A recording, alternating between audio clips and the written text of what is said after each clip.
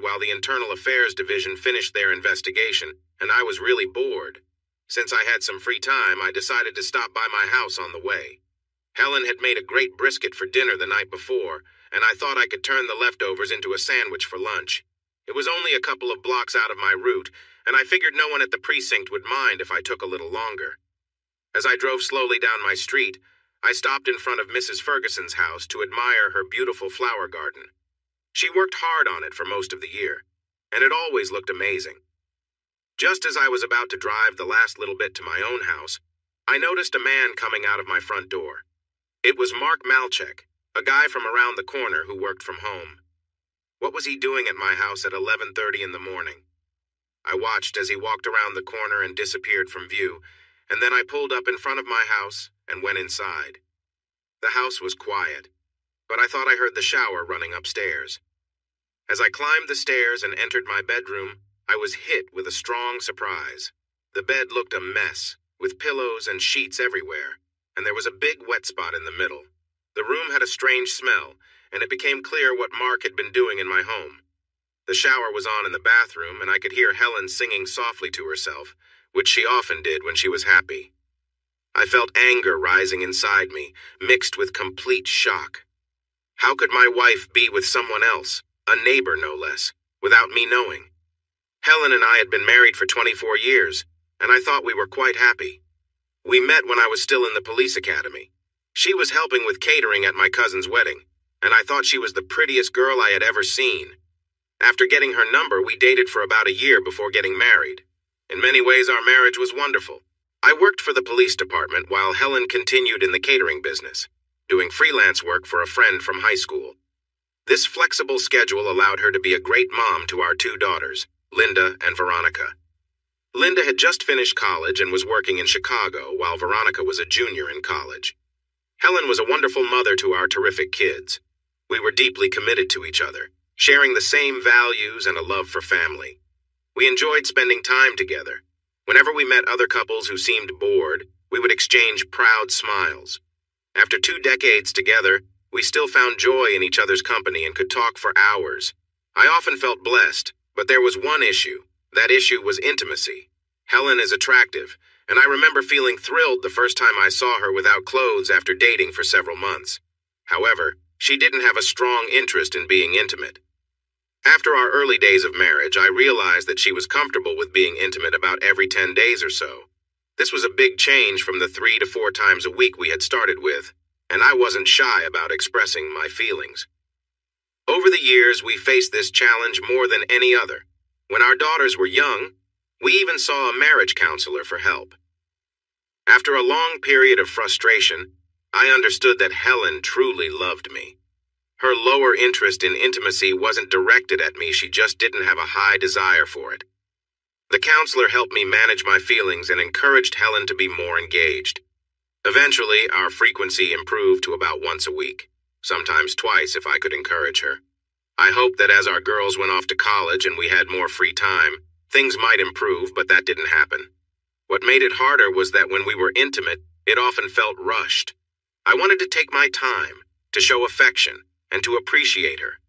However, she would often close herself off, saying, "Not tonight, honey, can we just keep it simple?" So with a sigh, I would prepare, and we would move forward with it.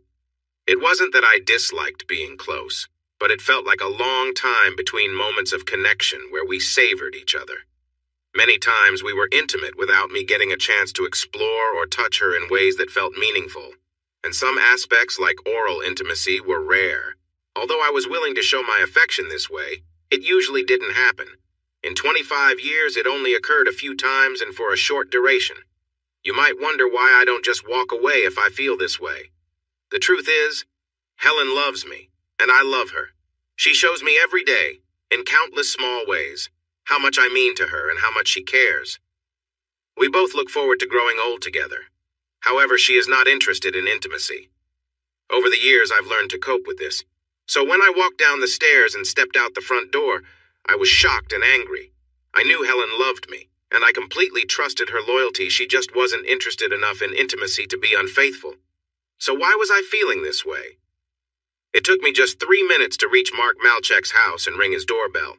When he opened the door a crack, looking unsure, he said, "Hi, Rob. What are you?" I pushed the door hard against him, causing him to stumble. I stepped inside and pulled him back up, letting him know I was serious. He looked scared and couldn't find the words to speak. I grabbed his shirt collar with one hand and gave him a few stern slaps. I was careful not to hurt my hand while making sure he felt my anger. I ended with a hard push on his nose, which made him bleed. I pushed Mark onto his sofa and watched as he struggled to breathe. I placed my hand softly around his neck. "Listen carefully," I said firmly. "I know exactly where you were this morning, and I'm not at all happy about it." He didn't say anything. He just looked at me with fear. "Now you're going to tell me everything I want to know and answer every question I have. Then you will clean yourself up and continue with your life, and you will never speak to Helen again. Do you understand me?" I tightened my grip a little to ensure he was listening, and he quickly nodded. Yes, Rob, I understand," he said in a shaky voice. He was completely intimidated. I released him and made it clear he needed to talk. He better not leave anything out, and he shared everything. He and Helen had been seeing each other for more than 2 months. I was shocked to hear he said she started it. At a neighborhood party on the 4th of July, she was very flirty with him when no one else was around. A few days later, she called him in the morning and asked him to come over to help her move something. When he arrived, she was dressed in a short robe and greeted him with thanks and a kiss. During the kiss, she wrapped herself around him, making it clear she wanted to be close. Before he could say much more than, "Are you sure we should be doing this?" They were in our bedroom, and her robe was off. He was staring at her, amazed. She quickly took off his clothes, and they spent a long time together. I wanted to know everything about their first time and what happened after. I was shocked to learn that she was very vocal and seemed to enjoy herself a lot. She even asked him to try different ways, saying she liked it that way. Mark told me he repeatedly asked her, "Are you sure this is okay? What about Rob?" He claimed she said she could keep it a secret from me. Since that first meeting, they had been seeing each other a few times a week, whether in my bedroom or at Mark's home. They tried many different things together. Once, he said she wanted him to tie her up, and she really enjoyed it. This morning, he said, when I arrived at her house, she opened the door wearing just a lacy black bra and some pearls. We went upstairs, and she wanted me to please her first for about 20 minutes. She seemed to enjoy it a lot. Then we tried another position, and after that, she helped me get ready for another time. As I listened to him, I couldn't believe it. The woman I thought I knew for 24 years seemed so different from the person he described. I asked, "One last question, and then you can go. Did she tell you about anyone else?" He didn't hesitate. She hinted that a few guys were before me, but only mentioned one Joe something, maybe Oberman or Olderman. He's a fireman. She said he ended it because his wife was starting to get suspicious. Joe Olderman. He and Stephanie had been our friends for years since our daughters were little. I felt a wave of anger wash over me. Both Helen and I were fortunate that I had the afternoon to cool down. I was lucky I didn't lose control. I knew it could have ended very poorly. By dinner time, I had managed to keep my anger hidden. Helen was cheerful as always. We enjoyed a nice dinner while talking about the kids, her upcoming work, and my boring desk job. Somehow I was able to maintain a calm face and hide my rising frustration. That night she was in bed watching a rerun of a show when I joined her. The bedroom was quiet and neat, with everything back in place. I leaned over to give Helen a gentle kiss on her cheek and reached out to hold her hand, wanting to be close to her. She looked at me with a tired expression and said, "Not tonight, sweetie. I'm feeling worn out. How about we just watch a bit of TV together?" Normally, I would take the hint and settle in beside her, maybe a little disappointed but understanding. But tonight, I felt a stronger need for her company. "I really want to be with you tonight," I said softly. "Just us." She sighed, looking at me as though weighing my words. Finally, with a slight shake of her head, she said, "All right, Rob, but let's keep it simple, all right?" We settled together quietly, her eyes still holding a trace of reluctance, and we shared a quiet moment. We stayed close, just enjoying each other's presence without any words. For a few minutes there was only the warmth between us, and the steady, calming rhythm of simply being near each other. Eventually, I let out a deep breath, feeling a sense of closeness and release. After a moment, she gently moved, saying, "I think I'll go get ready for bed now." I gave her a small, reassuring smile. "Thanks for tonight," I said. She responded with a brief nod, her eyes softening a bit. As we drifted into a comfortable silence, I felt grateful for the shared peace, and I settled into the quiet, letting it wash over me. There was a lot left unsaid between us, but for now, the silence was enough. I'd never seen Helen look so distressed in all the years we'd been together. Without saying anything, I moved closer to her, letting the silence hang between us. She looked at me, frozen, her face showing a mix of fear and sadness. After a long pause, she took a deep breath, her gaze dropping to the floor. We were both quiet, lost in a tense moment that felt heavy with words unspoken. Eventually, she turned away slightly, her face tight with worry. I felt a pang of frustration and hurt as I watched her. This wasn't how things used to be. I knew the distance between us had grown over time, but standing there, I couldn't ignore it any longer. Trying to gather myself, I gently touched her shoulder, hoping she'd look at me. She turned slowly, her eyes filled with a quiet sorrow. We shared a moment of uncomfortable silence, each of us caught in our own thoughts. Finally, I broke the silence. "Helen," I said, my voice quieter than I expected. "I stopped by the house today around lunchtime. I saw someone leaving Mark Malchek." Her face shifted, and I saw a flicker of shock in her eyes. She opened her mouth as if to speak, but no words came out. After a moment, she looked down, her face pale, clearly struggling with what to say. We stood there, the weight of the moment pressing down on both of us. Neither of us spoke, but the silence said more than any words could. Then I went upstairs and heard you in the shower. I saw the bedroom, so please don't try to tell me I misunderstood the situation, okay? She looked down and I could tell she was embarrassed. She nodded without saying anything. "I don't know if our marriage can survive this." Her eyes widened in shock. "But if there's a chance, it starts with you telling me everything. I need the whole truth, do you understand?" Helen nodded again and began to cry. "I'm so sorry, Rob. I can't believe I did something so terrible." She stopped for a moment as her tears took over. "I just want you to give me another chance. I will tell you everything, but please promise you won't hate me." "All right then. Tell me everything about you and that guy. What happened, where, when, how long, how often, and why?" She cried a little longer, then wiped her face. "I never really noticed him until the July 4th picnic. After that, he seemed to be around a lot, getting me drinks or snacks.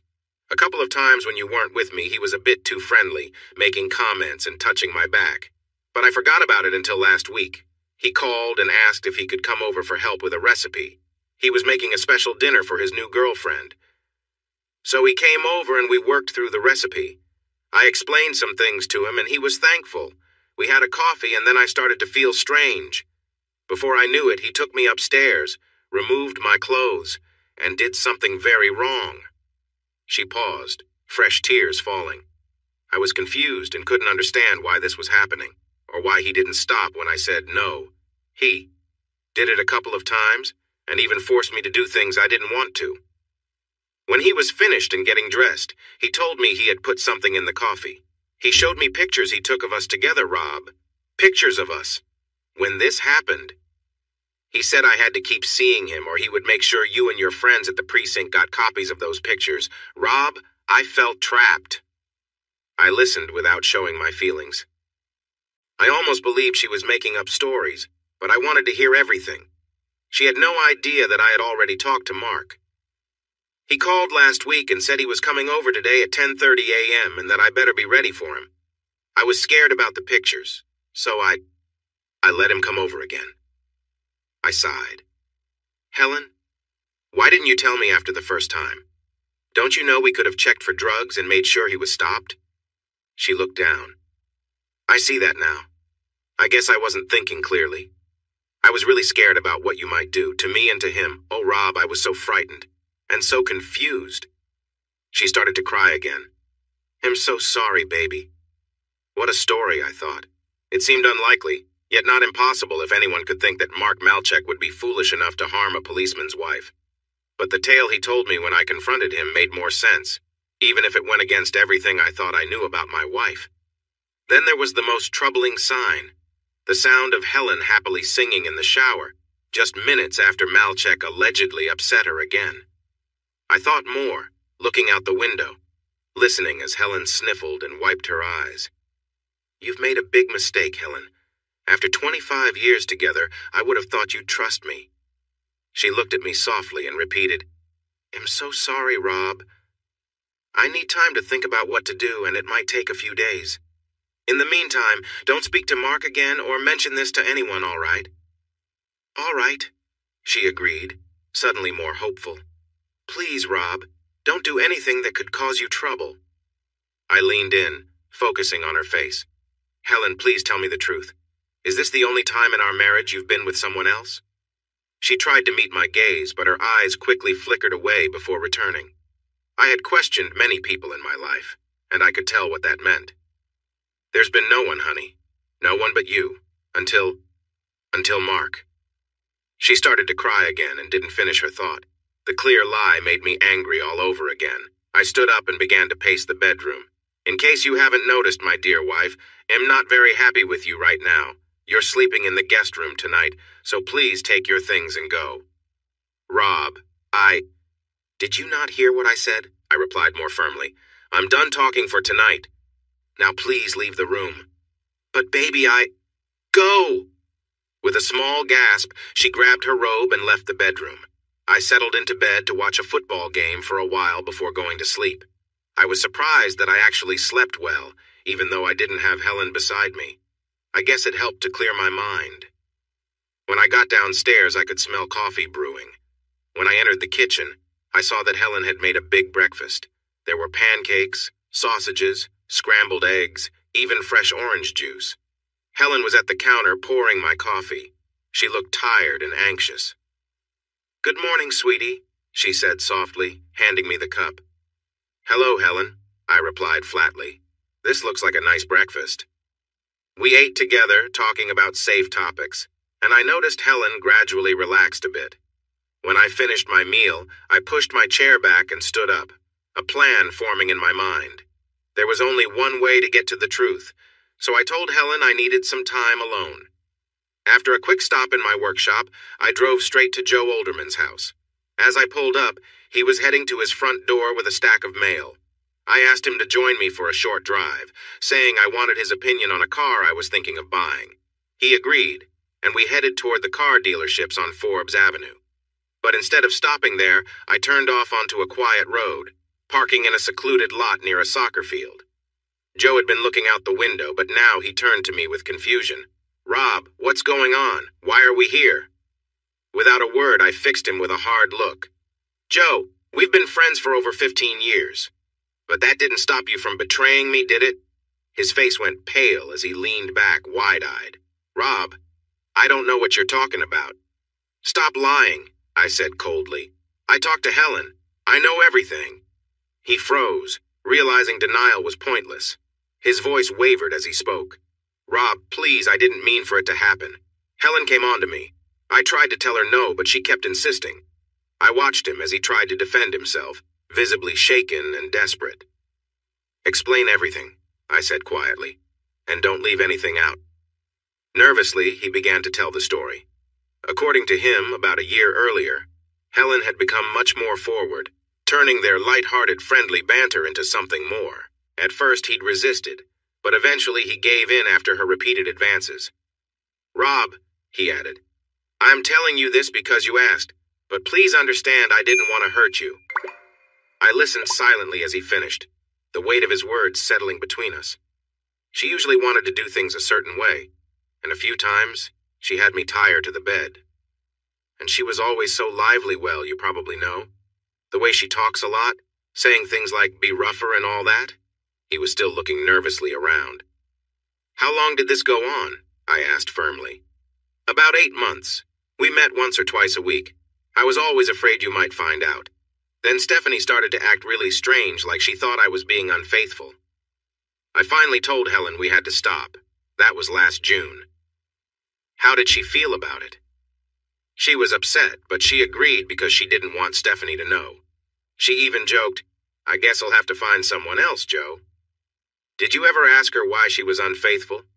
Yeah, a few times. Even at the beginning I asked, "Why do you want to do this?" What did she say? Nothing that made much sense. She said she loved you and that you were great, but she needed something more, that this was more exciting. I have to admit it was the best I ever had. Do you think you were her first? No, she mentioned a couple of other guys. I didn't know them well. Just that one was someone she met while catering. I leaned back and looked at him. He stared out the window. Finally, I said, "You really messed up, you know that? It doesn't matter how much she wanted you, there was only one right thing to do, and you did the opposite." He lowered his head, not meeting my gaze. I figured he was relieved I wasn't going to hurt him. "Our friendship is over. Get out of the car." "Here? But it's probably 10 miles to." His voice trailed off when he saw my face. He silently climbed out of the car and walked away. Without another word, I turned the car around and drove back to town. I went straight to Joe and Stephanie's house and was lucky to find Stephanie home. "Hi, Rob. Weren't you with Joe just now?" she asked, glancing at the empty car. "Yeah, but something came up. Can we talk for a few minutes?" Looking confused, she led me to the kitchen where we sat down with coffee. "Steph, we've been friends a long time and there's no easy way to say this. Joe and Helen had an affair." "What?" She looked shocked. After a moment, she shook her head. "Rob, I could believe you if you said Joe was with someone else. I thought something was going on last spring, but Helen? No way." I took out the mini recorder I'd hidden in my pocket before leaving. Without saying anything else, I rewound it and pressed play. We sat quietly, listening to my conversation with Joe. I felt like crying several times. I knew the tears would come later, but I held myself together. I noticed Steph's face harden, her lips tightening in an angry frown. I guessed that her marriage with Joe might be just as broken as mine. When the tape ended, we stayed silent for a few minutes. Then I asked her if any of this made sense to her. "Not really, Rob. For so many years we were just friends, right? We always joked around a bit. I remember you playfully pinching me or making silly comments about my bathing suit, but it was all in good fun. But this, Joe was acting so odd last spring that it's easy to think he might not have been faithful. Still, Helen is the last person I would expect him to be with." Suddenly, she looked at me with suspicion. "Rob, you didn't come here to make a move on me, did you? Like, some kind of revenge?" "Steph, I thought you knew me better than that. We've been friends for a long time.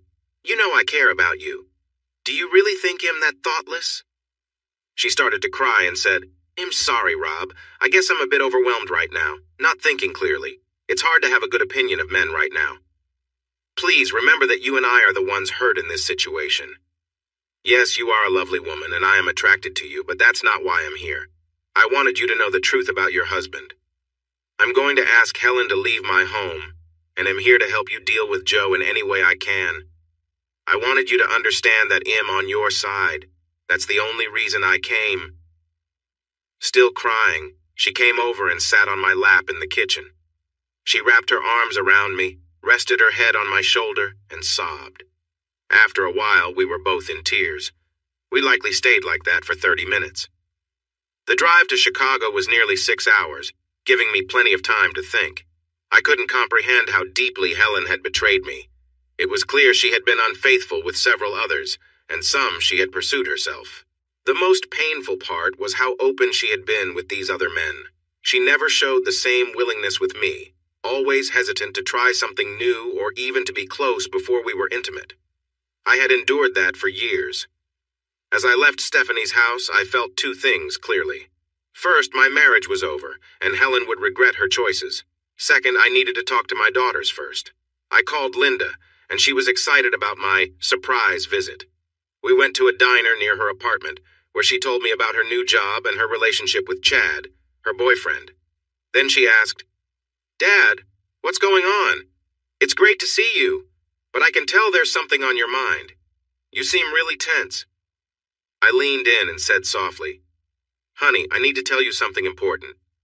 Your mom and I are separating. I found out she has been seeing other people for a while now." The next few hours were tough. At first, Linda couldn't believe me. I tried to reassure her without sharing too many painful details about what I knew. Once we were back at her apartment and she started to understand the truth, she cried. It was heart-wrenching to see her struggle with the loss of the family she thought she had. We shared that moment of sadness together, and I felt my own tears. I stayed on Linda's couch that night, and in the morning, I asked her for a favor.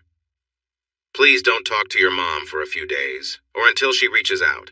I need to see Veronica today, then I'll go home and start the divorce process. After that, your relationship with your mom is up to you. She loves you very much and has always been a good mother. What happened between us is about me, not you, sweetheart. I arrived in Kenyon that Sunday night, and my meeting with Veronica felt much like the one with Linda. It was painful and filled with tears, with questions that lingered without answers. I left early Monday morning.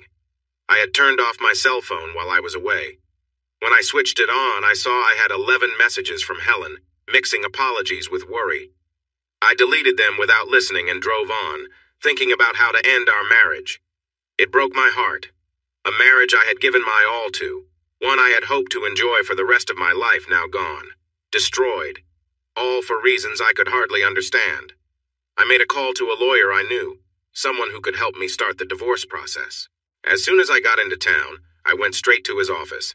I spent about an hour explaining things, shared the evidence I had, and set the paperwork in motion.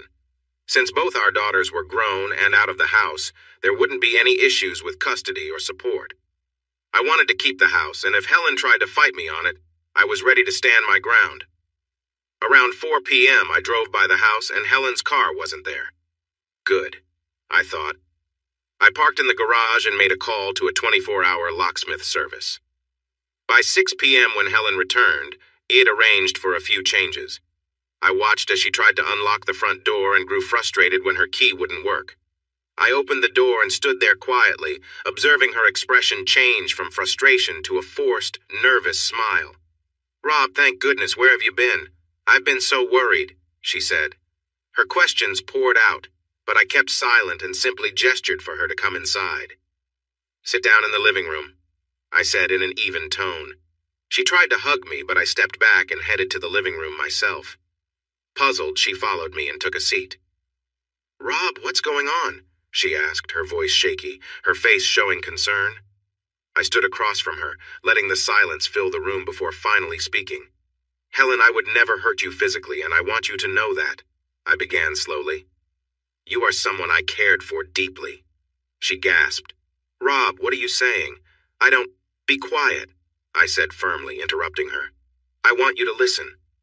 Her face went pale, and I could see her hands shaking slightly in her lap. "We're going to have this conversation calmly," I continued. "And then you're going to leave. I don't care where you go. This marriage is over." She gasped, her mouth opening as if to speak, but a look from me stopped her. "You've been unfaithful with Mark, with Joe, and possibly others. I don't know how many, and I don't care." She sat there, stunned as I spoke. "For months, maybe even years, you've been giving to others what you wouldn't give to me, your husband." Helen looked down and the room fell silent. I let my words linger before quietly saying, "This is where it ends, Helen." I stood across from Helen, my voice calm but firm, unable to hide the frustration and sadness in my words. "You were willing to share parts of yourself with others, things you never shared with me, the one who's been by your side for over 25 years.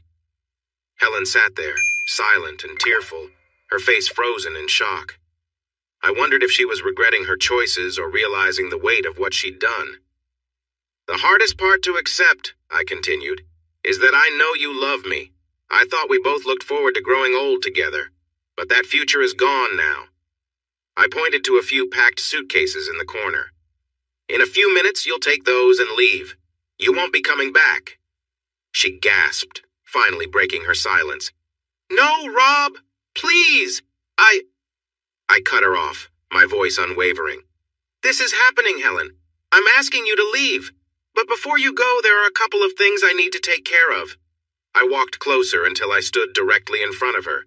She looked up at me, her eyes full of fear and sadness. I slipped off my wedding ring and dropped it in her lap. Then, I gently took her left hand and removed her wedding band, placing it beside mine. I kept the engagement ring, the one that had belonged to my grandmother. This ring stays with me. The wedding bands? Do whatever you want with them. They once stood for love and loyalty, but we know what they mean now. I picked up a glass vase from the table, a beautiful keepsake from our 5th anniversary, full of bright blue and green highlights. Remember this? We bought it in Venice, a symbol of how much we meant to each other.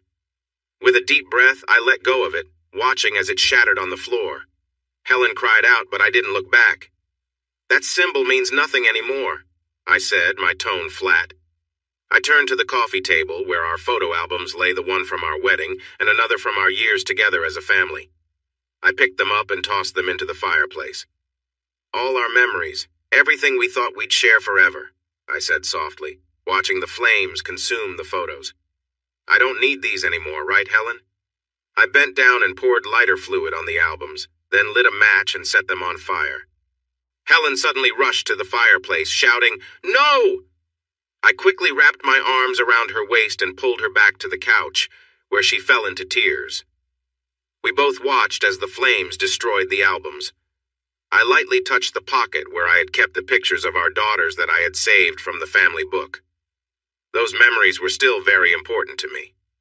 In just a few minutes, both albums turned to ash. Helen continued to cry, her face turned away from me. "All right, Helen, that's enough," I said firmly, clapping my hands. "The show is over, and you need to go." When she didn't move, I grabbed her arm and helped her to her feet, guiding her toward the front door. "Wait, Rob, wait," she said, trying to pull away. "You can't just throw me out of here." "Actually, I can, Helen, and I will." Her face showed her sadness and fear. "Without letting me explain? Without hearing my side of things?" I stepped back and looked at her for a long moment. "Helen, do you really think there's anything you can say that will make this hurt less? Anything that will change how I feel about your betrayal and the pain you've caused me? Anything at all that can make this better? But I haven't even told you why Do you think I care why?" I raised my voice. "Will knowing your reasons make things okay? Oh, now everything's fine because I understand. Are you serious?" She just stared at me, looking tired and scared without saying a word. After a moment, she said, "But what about the girls?" "I visited Linda and Ronnie over the weekend. They both know about what happened and that I'm going to divorce you." "Oh, no!" she exclaimed, collapsing to the floor in tears. I observed her for a few minutes. My dear wife, the mother of my children, my partner for 25 years. Then I left her there and went to load her suitcases into the trunk of her car. When I returned, she was sitting on the floor, staring blankly into space. Without saying anything, I helped her to her feet and led her outside to the car. The car key lay on top, and I left her by the driver's door. I thought about what to say, but nothing felt right. "Goodbye, Helen," seemed too simple, and I couldn't find the right words for the situation. So I just left her there. I went back inside and locked the door behind me. I stood in the front hall, not moving, not really thinking. I was just waiting to hear her car drive away. I couldn't help but chuckle when I thought about it. Life without Helen was very different from life with her. I felt sad and alone instead of being happy and satisfied. I mostly cooked for myself, and my meals were not great, unlike the wonderful dishes Helen used to make. I also had more freedom in my choices, but it didn't fill the emptiness I felt inside. The reason I mentioned my freedom might need some explanation. Matilda Jacobson worked in the same precinct as I did. She was 38 and divorced, and she often showed interest in me. I enjoyed flirting back with her, even if it didn't mean much. Matilda was tall with light blonde hair, which was definitely dyed. She liked to wear short skirts and tight tops. While she wasn't exactly pretty, she had a nice figure. Many of the guys at work were attracted to her, but for some reason, I was the one she talked to the most. When other officers asked her out, she would tell them, "Sorry, you're great, but I don't date cops." The day after I ended things with Helen, my partner Jim noticed I was down and asked what was wrong. We had been working together for nearly 10 years, so I felt comfortable sharing my story, at least the basics. I left out the details of what had happened with Helen. I knew the news would spread quickly, and sure enough, by the end of the week, my colleagues were offering their sympathies, saying things like, "Sorry about your situation," and inviting me out for drinks after work. What I didn't expect was the doorbell to ring on a Sunday afternoon 2 weeks later, revealing Matilda on the porch. She had brought a casserole and was wearing casual white shorts and a snug pink top. She looked very determined. "I thought you might need something," she said cheerfully, without explaining what she meant. She followed me into the kitchen, placed the casserole down, and leaned in for a kiss that surprised me. After a moment, I gently pulled back and asked, "That was unexpected, Matilda, but what's going on?" "Do you really need to ask?" she replied, smiling and looking comfortable. I sat down at the table and chuckled. "Okay, I get it, but I'm a bit confused. I thought you didn't date cops." "I don't date most of them," she said. "But I'm interested in you, Rob. All that flirting over the years meant something. You have been a happily married man, and I don't want to interfere in anyone's marriage. Now that Helen is gone and your marriage is over, it seems like a good time to get to know each other better," she said with a playful smile. Her outfit, her kiss, and her words had a big effect on me. But I wasn't going to be foolish. I replied, "Matilda, I appreciate the interest, but I'm not in a good place for a new relationship. I've just ended things with my wife, and I'm not ready for anything like that." She smiled and kissed me softly. "I understand, Rob. This isn't about a serious relationship. This is about having some fun with someone who has liked you for a long time. Are you going to just send me away?" We spent nearly 3 hours together. We shared some intimate moments, and even though I struggled at times, it was enjoyable, and I found myself forgetting about Helen. Matilda was free and energetic in a way I had always hoped for. She was enthusiastic and wanted to be close. We shared a connection that felt exciting and new. Afterward, we both enjoyed a shower, and then we headed to the kitchen to eat Matilda's casserole. It was decent, but not as good as the meals Helen used to make. After eating, she kissed me and mentioned that she needed to go home to take care of her cats. "Matilda," I said, hugging her, "that was amazing. You are truly wonderful." I meant it in the moment, hoping to say something nice. She grinned and replied, "That was everything I hoped for, Rob. I would love to do it again sometime." Then she noticed my uncertain expression. "Don't worry," she said kindly. "I'm not making any promises and am not asking for any. I know you just broke up with Helen and you probably feel really lost right now. So I'm just suggesting that the next time you feel like having some fun, you give me a call, okay?" With that, she gave me one last playful kiss, smiled at me, and left. Since then, I've been seeing Matilda regularly, at least a couple of times a week. It's been over a year now, and I still enjoy it, knowing that I can share a special connection whenever I want, and that she genuinely wants to be with me. It's great. She is open to trying different things, but she especially enjoys being on top. I like it too. She is fun and energetic, and she's always ready for more whenever I am. You might think that's all a guy needs to be happy, but anyone who has been happily married will know it's not quite that simple. Matilda was wonderful in some ways, but our conversations were limited. She didn't have the depth or humor that Helen did. When we went to see a movie, she didn't have the interesting thoughts to share that Helen always did, so our talks often felt dull. Plus, we didn't have years of shared memories, like raising kids or family trips.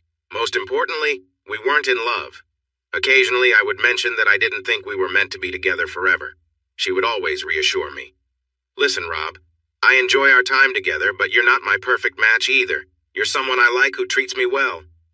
I'm having fun, and I think you are too. After being single for 12 years, I'm just not looking for anything more serious right now. So that was the enjoyable part of my life, hanging out with Matilda. Plus, I didn't have to pursue women or go out to find someone. The connection was right there for me, just a quick call away. The rest of my life was much less satisfying. I can't fully express how much I missed my life with Helen, before I realized how unfaithful she had been. I missed her cooking and her company. Just being around her, sharing smiles and inside jokes that come from being together for 25 years. That doesn't mean I wanted her back. Even after some time had passed, I felt a mix of anger and confusion. I kept wondering how a happily married woman could betray me. Was it something about me? I never quite understood it all. Linda and Ronnie were wonderful.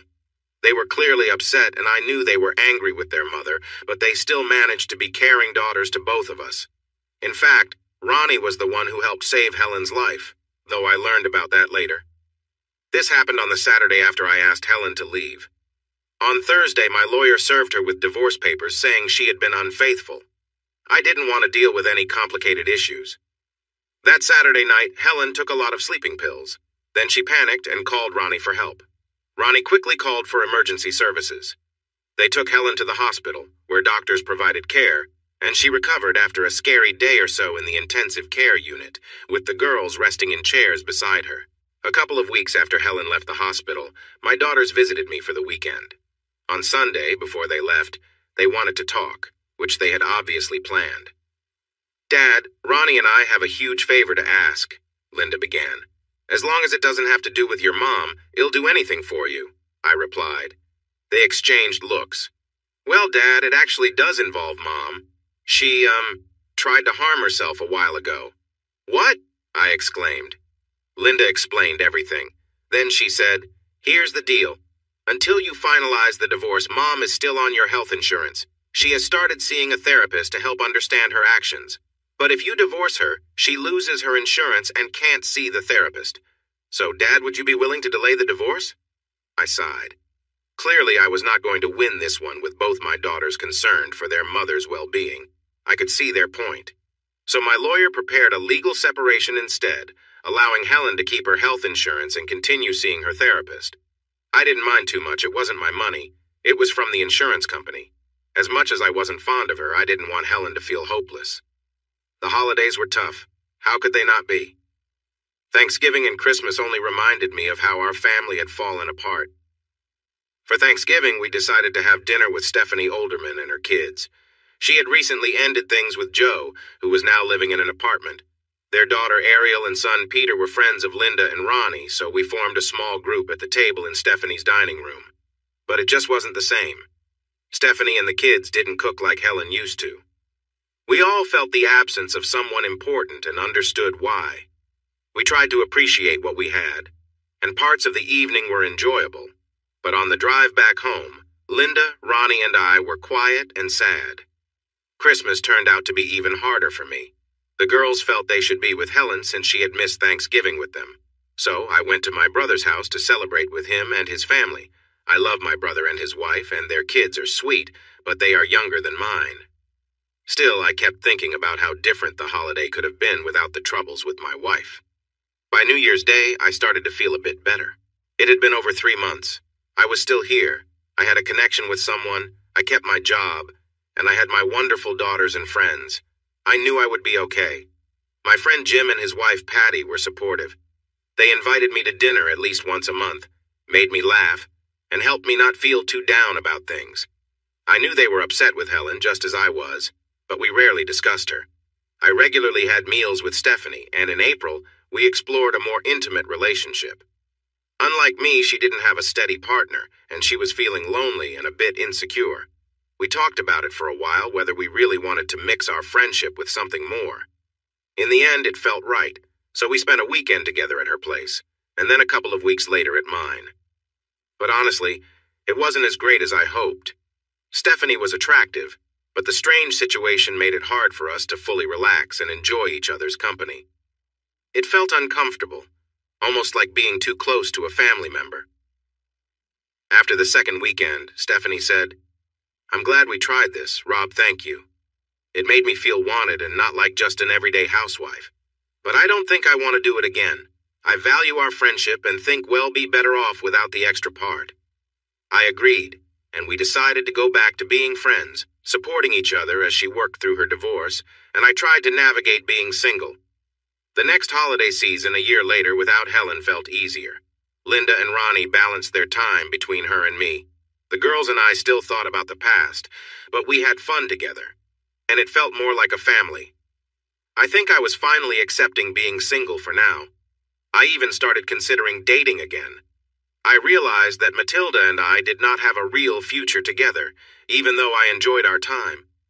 I started to think about whether I could find a true romance at my age, just a couple of years before I turned 50. Then, one spring weekend, Linda and Ronnie visited again, and I sensed something was about to happen. I worried that it wouldn't be good news. I was correct. It was about Helen. "Dad, She's starting to put her life back together and she wants to see you. Why would she want that? She knows how I feel about her. Ronnie sighed and sat next to me on the sofa, leaning slightly against me. It's about her therapy. It's going well, she says. Doctor. Oliva thinks it's time for her to talk to you to explain and apologize. I rolled my eyes. Explain? Why should I care about her reasons for what she did? Sorry, girls. I shouldn't have said that. But why should I care about her explanations? She hurt our family, nothing more needs to be said. I don't want to hear her apologies. The girls patiently told me that this talk wasn't for me. It was for Helen. She needs to acknowledge what she did, Dad. It's part of healing, I guess. Dr. Oliva said it's up to you whether to forgive her, but she wants to take responsibility. So I'm supposed to sit here and listen while she tells me she didn't mean to hurt me? No way. I stood up and left the room. But in the end, they convinced me. If you have daughters, you understand. I love them, and they still care about their mother, which is important. And it's tough to say no to them when they truly want something. On the second Saturday in May, at 2 in the afternoon, Helen's old car arrived in the driveway. I hadn't spoken to her or seen her for more than 17 months. I stood in the open front door watching as she took in the house and yard, remembering the place she had lived for nearly 20 years. When she saw me standing there, she paused, looking hesitant. Hello, Rob, she said softly. Hello, Helen. Why don't you come sit in the backyard? I had made up my mind not to let her see inside the house. Without saying more, I walked around the side of the garage to the back, expecting she would follow. We sat at an old table on the patio. I poured a soda for Helen and placed it in front of her. She looked thinner and a bit more worn than I remembered, but she was still a very attractive woman, which annoyed me as soon as I noticed it. Thank you for letting me come, Rob, she said after a few quiet moments. I know you might not have wanted this, and I appreciate it. Just don't give me any nonsense, okay? I'm ready to hear you out like the girls said you needed to. Just be honest with me. Speak the truth or leave. She nodded. I promise no lies, no nonsense. And Rob, I'm really sorry for everything I did. Yeah? Well, that's nice to hear. Everything is just fine now, you know, Helen? I realized I was feeling angry, more upset than I expected. I took a deep breath and said, Sorry. You'll stay quiet, go ahead. After a moment, she said, You need to know that what I did wasn't about you, Rob, or our marriage. I'm sure you've wondered about that, wondered what you did wrong. But it was me. I found myself in a situation I didn't understand, living in two different worlds. The one with you and the girls, and another world where I acted out of character. I scoffed, but stayed quiet. Let her tell her story, no matter how strange it sounded. You remember 7 years ago, the summer my parents died? Of course I remembered. Her father passed away suddenly in his backyard on a beautiful June day.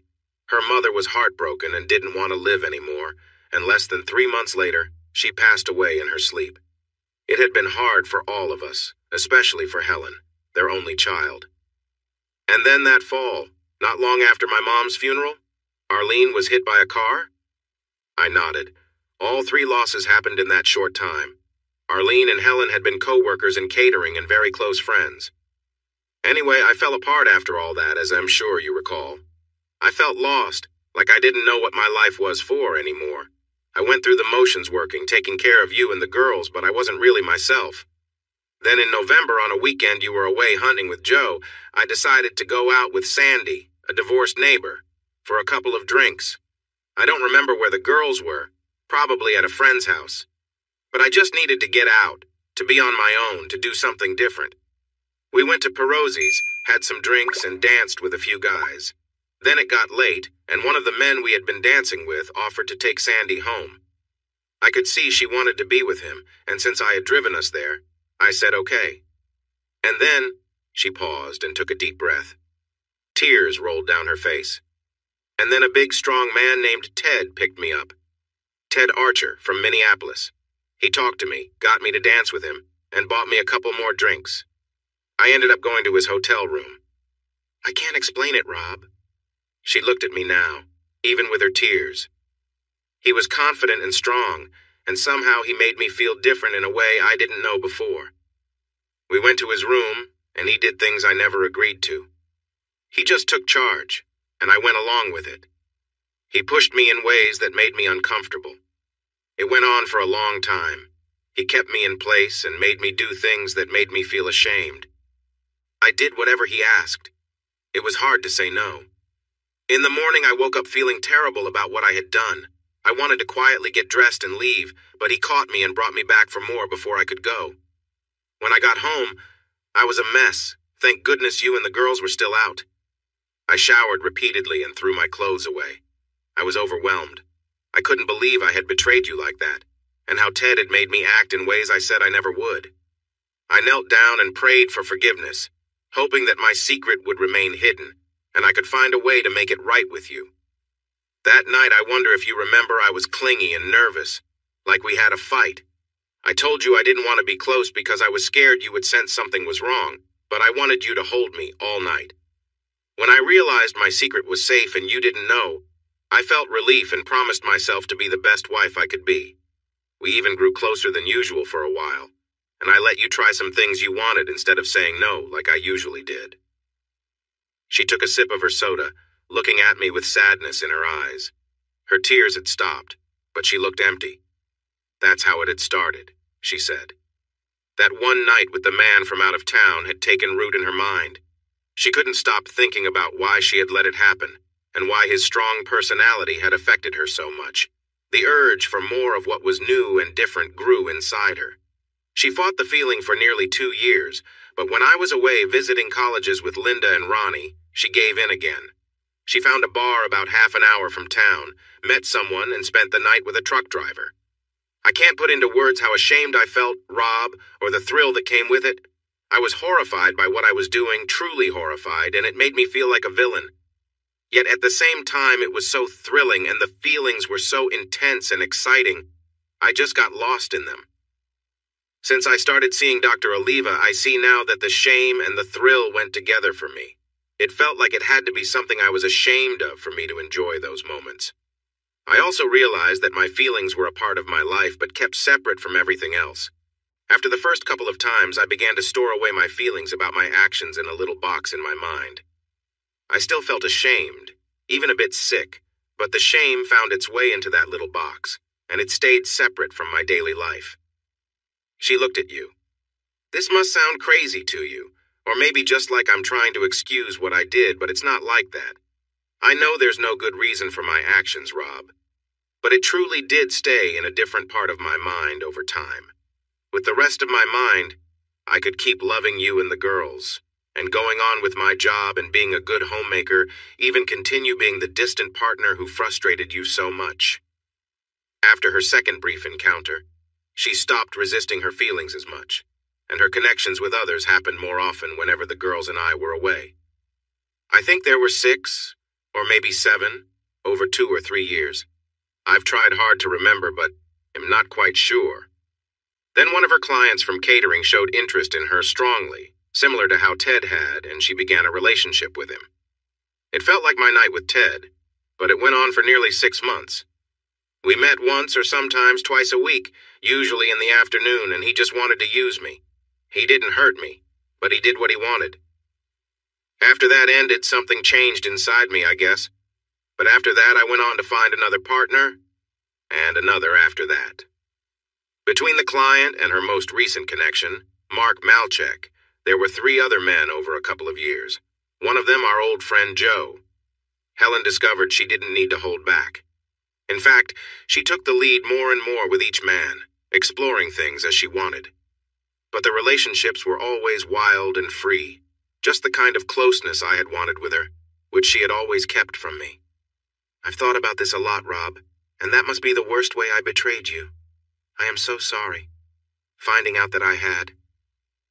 Helen looked tired and sad. The day had turned gray, and the wind was picking up. She had been sharing her feelings for a long time. Okay, I said after a moment. What now? I felt a mix of anger and sadness. I even felt a bit sorry for her, but I felt more sorry for myself. It seemed like she could read my mind. I can't imagine how hard this is for you and how much I've hurt you, she said. She gave me a small, uncertain smile. You're a good man, Many would have reacted much worse, not just ended things. She looked away into the backyard. Sometimes I wish you had been harsher, but I wouldn't want you in trouble for what I caused. Turning back to me, she continued, I know it's tough for you. I'm alone in my small apartment, missing the only person I loved. I feel empty and sad, and I know I brought this on myself. But you, Rob, I shattered our happy marriage into tiny pieces. It's not your fault. There's nothing you did wrong, and I can't fix it. I would do anything to make up for what I've done, but I know there's nothing that truly can. I'm really sorry. She was crying softly, and I wanted to tell her that she couldn't call me honey anymore. But I stayed quiet, knowing she realized that already. Helen cried for a little while, and I watched her. I wondered why I didn't have 100 questions for her, but nothing else came to mind. I definitely didn't want to hear more about her past actions. What I had learned was more than enough. Why did you choose Mark and Joe? I asked suddenly. They are two guys we know. One is one of our oldest friends. What was going on? I don't know, she replied through her tears. I've discussed it with Dr. Oliva. I guess it means I was losing control even more. I wasn't being careful about keeping my other life away from you and me. Maybe I was secretly hoping to be found out. I felt so ashamed and desperate about what I was doing that I thought the only way it would end was if you caught me. So I started seeing Joe, who lived just around the corner. Pretty silly, right? It doesn't make much sense to me either. She continued crying, and I just sat there watching her. Finally, she calmed down and looked at me, managing a weak smile. Is there anything else you want to ask me, Rob? Or anything to say? You can still yell at me, tell me how awful I was and how upset you are about everything I've ruined. I stood up and began to pace on the patio. I don't see the point, Helen. Nothing I say or do can change things. You tossed a big problem into our marriage and it blew everything apart. That's it. And now it's been a year and a half. I'm not as angry as I was before, just sad, and maybe a bit bitter. I hope sharing your story helped you in your therapy, but honestly, it didn't do much for me. All that talk about living separate lives and keeping one boxed away, it sounds pretty complicated to me. She smiled faintly. I understand why you might feel that way. Dr. Oliva explained it to me. It's called schizoid sexuality. Can you believe it has a name? But if it sounds off to you, that's okay. I wasn't trying to make excuses for my actions, Rob. There are none. But I wanted to admit what I did to you, the person I love the most, the one I hurt the most. Actually, I do have another question, I said. Why did you want to end it all? After I got the divorce papers, I fell apart. I started drinking, and you know I don't handle alcohol well. One Saturday night, I went to a bar hoping to meet someone. I wanted to spend time with someone. But the man I met was too rough, and I got scared. I tried to leave, but he got angry and threatened me. I screamed, which made him back off for a bit, and I ran out of the room. I got to my car and drove away, crying and terrified. When I got back to my apartment, I felt so ashamed of what I had done. It made me think about all those moments before. So, I swallowed some pills, thinking it would end the pain. But then I realized I couldn't do that to the girls. What I had done to you was one thing, but I couldn't take away their mother. I called my daughter Ronnie, and thankfully she contacted emergency services right away. They got Helen to the hospital in time, and she recovered. She told me she felt like a terrible person, lying there while everyone was so kind to her, despite her mistakes. Helen sat quietly, staring at the ground for a moment, then took a deep breath and stood up.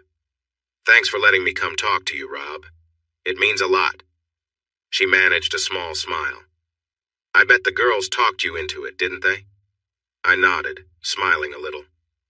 I want to make things right however I can, though I know nothing can fully make up for what I've done. But please, if there's ever anything, just let me know. She gave me a last look and then turned toward her car. When I started to follow, she gently waved me off, saying, "No, don't. I'd rather go on my own." I watched her as she walked around the garage and disappeared from sight. After she left, I felt a mix of emotions, anger, sadness, and an unease I couldn't quite shake. Talking with Helen had brought back all those painful memories from when I first discovered her affair, and all the hurt came rushing back. I went inside and picked up the phone. "Hey, Matilda, it's me.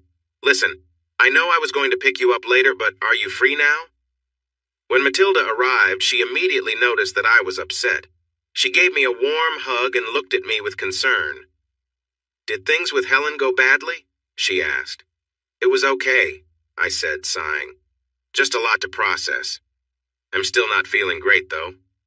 She gave me a reassuring smile and said, "Don't worry, we'll get you feeling better." She led me over to the couch, and we sat together quietly, her calming presence helping me relax and let go of some of the tension. It was just what I needed: peaceful, comforting, and free from the weight of the past. I pulled her close, feeling her warmth against me, and then something powerful swept over me. We fell back onto the bed, and Matilda turned to hold me gently. "Are you okay?" she asked. Suddenly, I found myself in tears, unable to stop. She held my head on her shoulder, stroking my hair and saying softly, "It's all right, everything is okay." She comforted me, and I kept crying.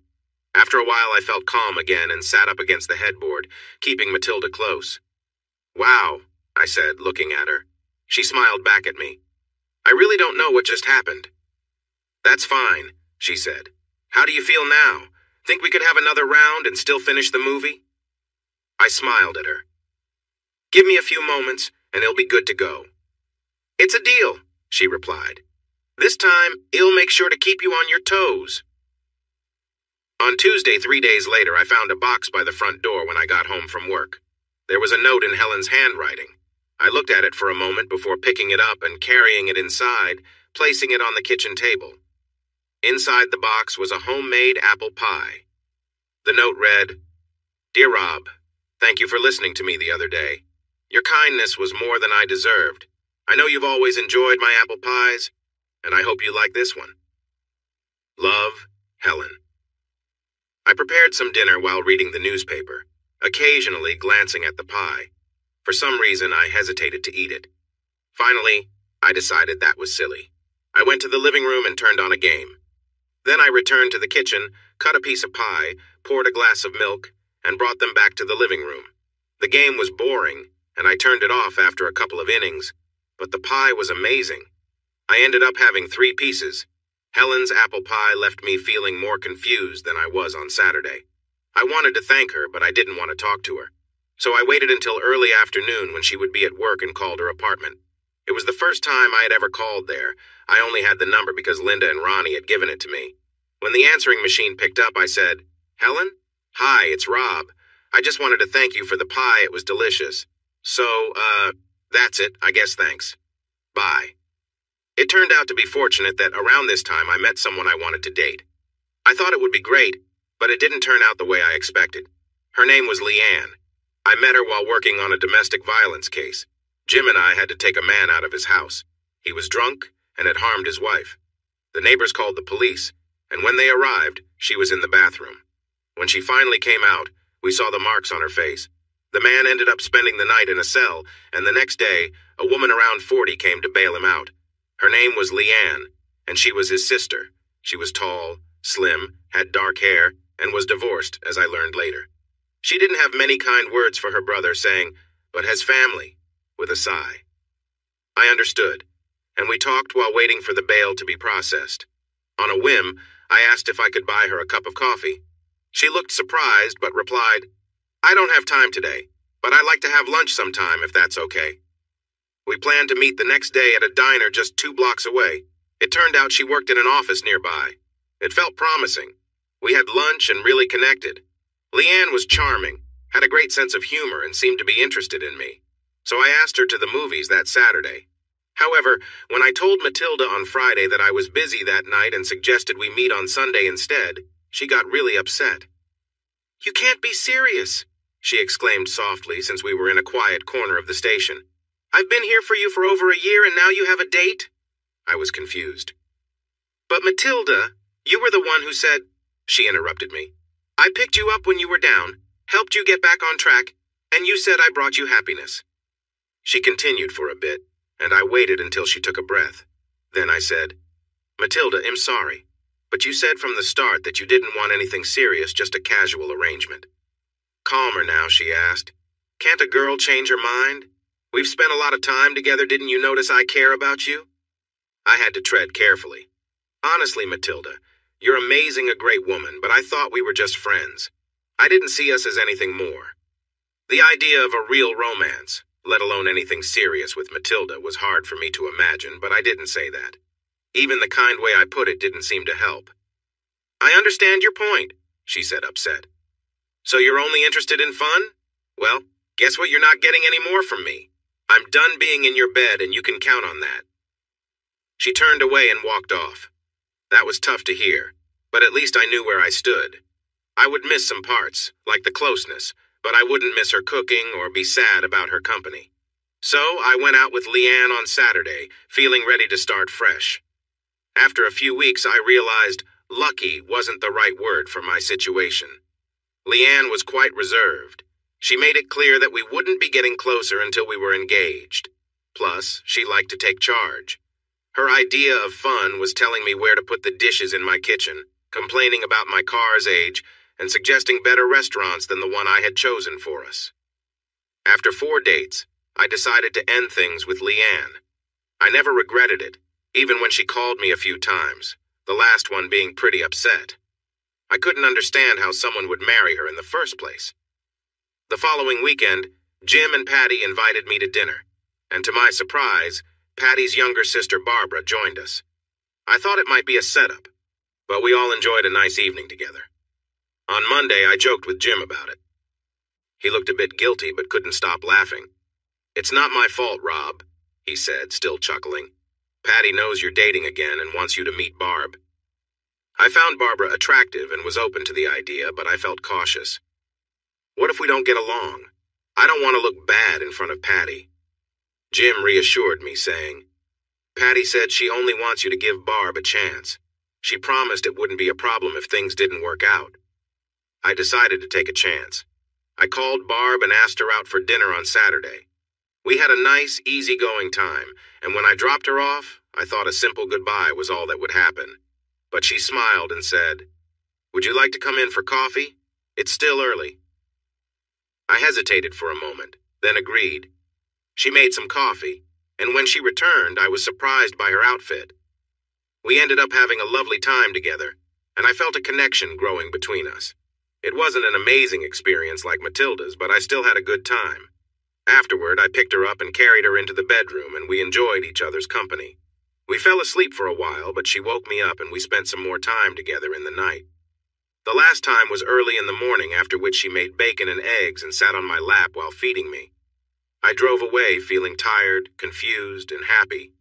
Our time together had been fun, and it seemed like there could be more whatever I wanted. Barb was full of energy and attractive. Even though I hardly knew her, I liked the idea of getting to know her better while enjoying more time together. But soon I started to understand why Barb was still single at 44, even though she was lovely. On our second date, we went to the movies and then back to my house, where we spent the night like before. The next morning over breakfast, Barb started dropping hints that she wanted to move in with me. She mentioned how a woman's touch would improve my place, asked about my dinner preferences, and complained about how small her apartment was and the high rent. I was too surprised to say anything, so I wisely kept quiet. But by our third date, she was talking about marriage. She wanted to know when I would introduce her to my daughters, saying it was important to have a good relationship with them. This was moving way faster than I was ready for. Marriage?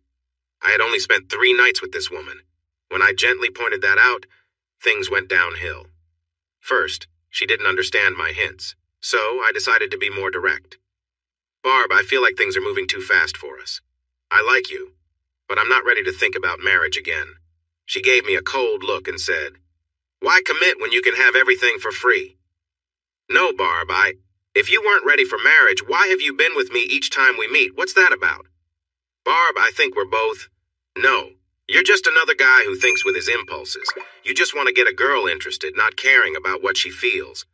And suddenly, she broke down in tears at my kitchen table, hiding her face in her hands. I tried my best to comfort her, but she remained upset and didn't want to talk. In the end, I drove her back to her place, where she slammed the car door and went inside. Feeling confused, I went home and called Jim. "Is your sister-in-law acting strange, or is there something wrong with me?" He laughed. "Let me guess," he said.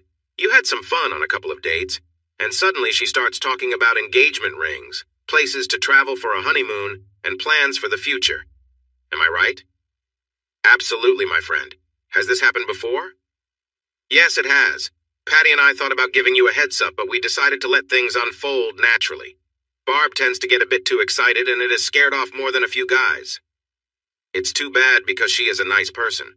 But based on past experience, Rob, she probably won't want to talk to you anymore. You're in the past now. Well, I said, I'm okay with that. That was one intense conversation. She was fun, but saying she rushed things a little doesn't even cover it. So, are we good? Will Patty be upset with me now? Not at all, Rob. You gave it a try, and that's all she could have asked for. As the weeks passed, my luck with dating didn't get any better. I went out with a few other women like a cop's cousin I knew and a cute waitress at a diner I visited, but nothing really worked out. Sometimes I got lucky, but mostly I didn't. I wasn't sure if I was really over Helen and ready for something new. But it didn't matter because I just didn't connect with anyone I dated. Meanwhile, Helen was still bringing me food once a week. After the apple pie, she brought over a delicious peach pie. As always, I left her a message to thank her. Then it became a routine. She made me roast chicken, meatloaf, and pasta salad. I started eating well again a couple of times a week, but without Matilda, I was back to living a pretty bland life. One Saturday afternoon, I was driving home from the hardware store when I spotted Helen. She was in a parking lot, putting groceries into her car. I was stopped at a red light, so I watched her, noticing all the little things about her. After I got home, I went back to working on the bathroom tile I was fixing, but my thoughts kept drifting. About an hour later, I decided to freshen up and put on clean clothes. I got in my car and, without really thinking about it, found myself in front of Helen's apartment. When she opened the door, she looked surprised to see me, but after a moment, she smiled a bit shyly. "Hi, Rob, come in. This is a nice surprise." She was wearing shorts and a green top. She looked good, more relaxed than when she had visited me last. She was still the same figure I remembered, though slightly thinner. "Hi, Helen." I walked in and sat down on her couch, still wondering what I was doing there. "I wanted to thank you for all the wonderful food you've been giving me. You're the best cook I've ever known. Everything has been so tasty." She smiled widely, clearly happy to hear that. "I'm glad, Rob." We sat quietly together for a moment. Helen's smile slowly faded, and she looked unsure, probably wondering why ED come over. I found myself wondering the same. "Helen," I said, breaking the silence, "thank you for the meal. It was thoughtful." She smiled, though it looked a little shy, and nodded. "I still like cooking for you," she replied softly. We sat there, the weight of unspoken words filling the room. Helen's expression grew more uncertain, her eyes searching mine, but neither of us said anything more. After a pause, I took a deep breath and said, "It's been a long journey, hasn't it, Helen?" She nodded, her eyes a bit misty as she looked down. There was a lot we weren't saying, but maybe that was for the best. Finally, I reached into my pocket and pulled out a handkerchief, offering it to her so she could wipe her eyes. She accepted it with a grateful look, dabbing at her face. "Thank you, Rob," she whispered. We exchanged a quiet, understanding look before I stood up to leave. There were no more words, just a brief, soft smile shared between us. Then I turned and walked out, leaving both of us in a silence that felt, somehow, like closure. I think she wanted to say more, but she just sat back, still kneeling in front of me, and looked down at the floor. "That felt really nice, Helen," I said. There was a long, tense silence. Suddenly, I couldn't take it anymore. "I have to go," I said roughly. I stood up, pulled up my boxers and pants, and left the apartment without looking back. I listened behind me, but Helen didn't say anything else. On my drive home from Helen's apartment, I was confused about what had just happened. I knew I had asked her for something, and she agreed. It seemed like she was into it too, but I wasn't sure what it meant for us or what would come next. Did I want to start seeing her again? Did I even want to meet her? I tried to forget about it and focused on my life, wondering idly if the weekly food deliveries would stop. But the following Tuesday, There was a casserole dish with Helen's chicken cacciatore in it, one of my favorites, as she probably remembered. I made a big pot of rice and enjoyed it for 3 straight dinners. I still didn't know what to say to her, so I left my thanks in a voice message like usual while she was out. The week after that, she left me a pasta salad. In the meantime, I was busy with my job and the politics at work. A new desk sergeant had joined our precinct. He was quite a troublemaker, an arrogant person who immediately seemed to dislike Jim.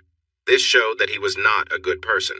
There wasn't anyone who didn't like Jim, a kind, cheerful, and totally reliable guy. He was the best partner I could ask for, and many others said the same. But this sergeant, Buster Reedon, seemed to have it out for Jim. He even tried to dock Jim's pay because he claimed his timesheets were wrong. This continued for a couple of weeks until 18 of us went to the captain to say that if Reedon didn't get transferred, we might take a day off at the same time. The captain was a good guy and had already heard complaints about Reedon. He sighed, pushed his cap back, and said he'd handle it. A week later, we heard that Reedon was moving to another precinct, and we all felt relieved. Jim was truly touched by how everyone supported him, and he set up a big bowling night one Friday at the local lanes, his treat, including snacks and drinks. We had a great time that night, bowling, having a few drinks, and joking around in the way friends do to unwind. The atmosphere was light and fun, a welcome break from the usual grind. There was a waitress who kept bringing our drinks, a friendly woman in her mid-30s SS with blonde hair and an easygoing smile. She seemed to be especially warm toward me, though I wasn't sure if that was just the drinks talking. So I asked my buddy Simon if he noticed anything. He chuckled and teased, "Oh yeah, Rob, she's into you. Just look at yourself, total charmer." He was as tipsy as I was, so I didn't take it too seriously. The next day, as I was outside raking leaves, I found myself thinking about her again. She seemed interesting, friendly, and I decided to take a chance. After cleaning up, I went back to the bowling alley that evening to see if she was working. Her name was Alice Maynard. We ended up chatting between her rounds with customers.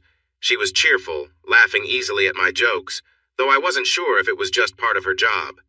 But before I left, I asked if she'd like to go out sometime for dinner and a movie. She smiled brightly and agreed.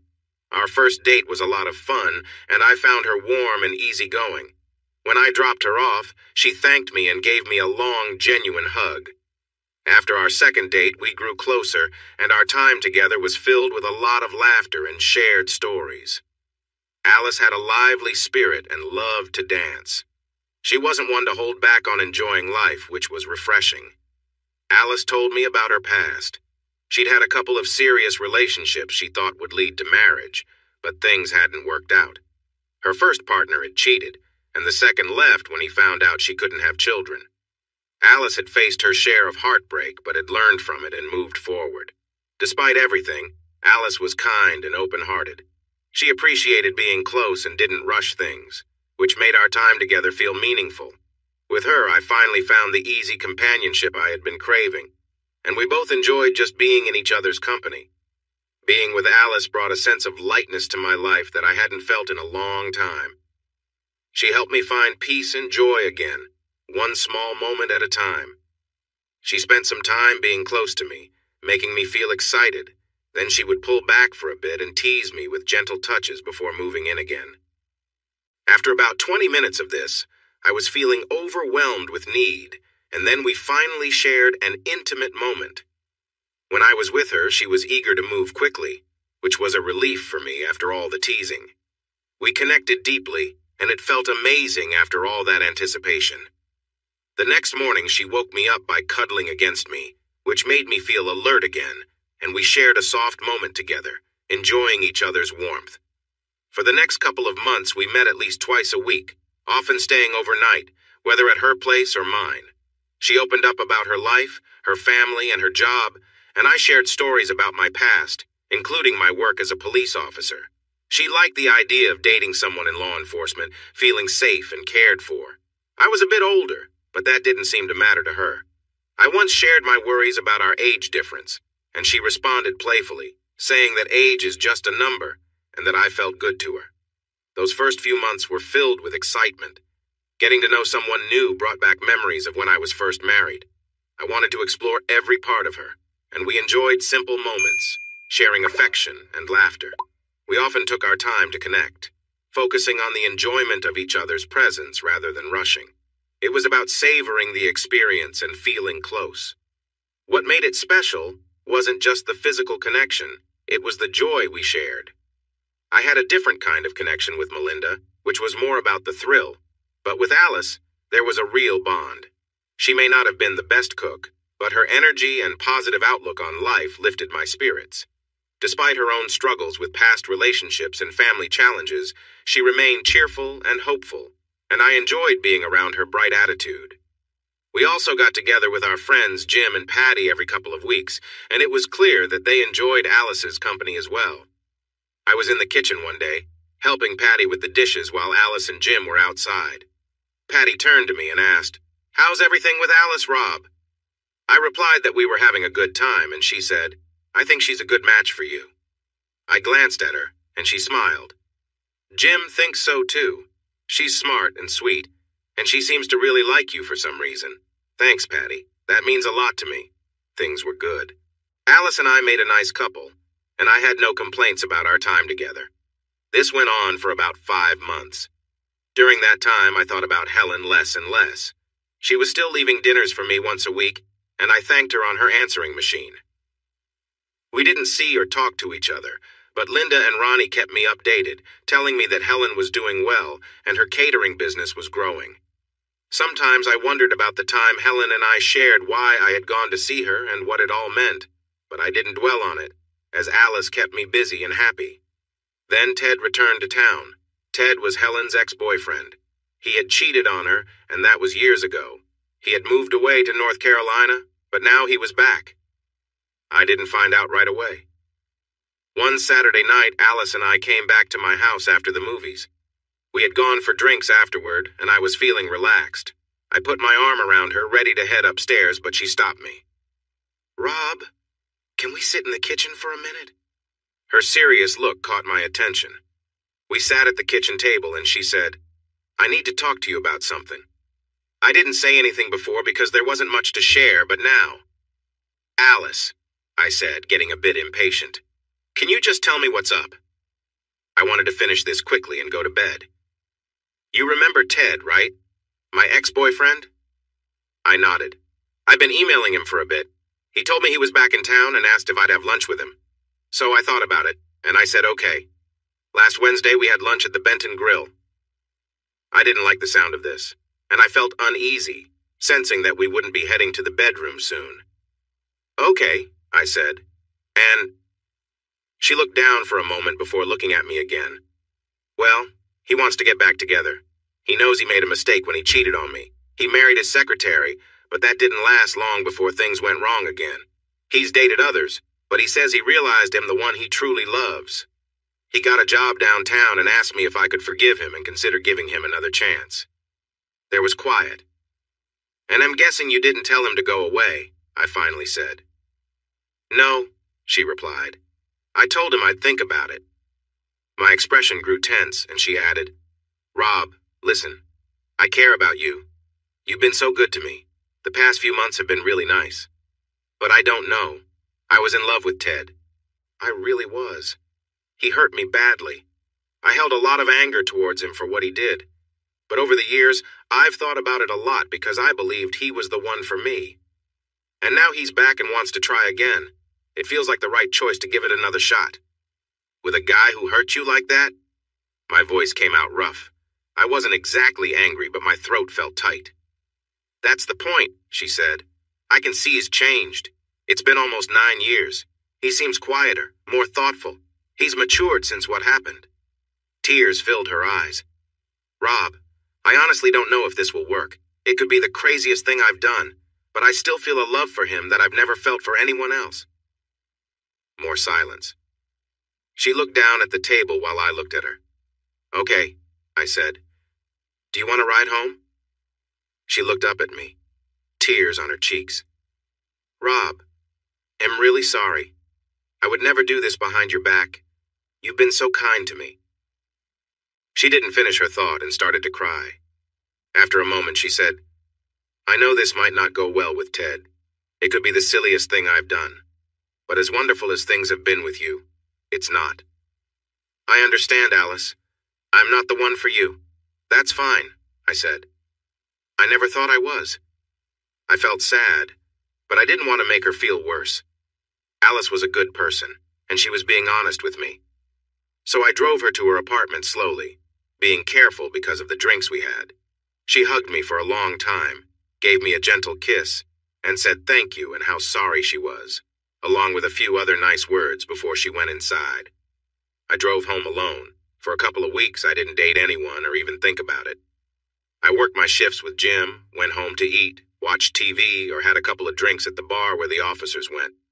Each week I found dinner waiting for me on the porch and left Helen a message the following day to say thanks. My daughter Linda called to check in and asked how Alice was doing since they had met a few times and got along well.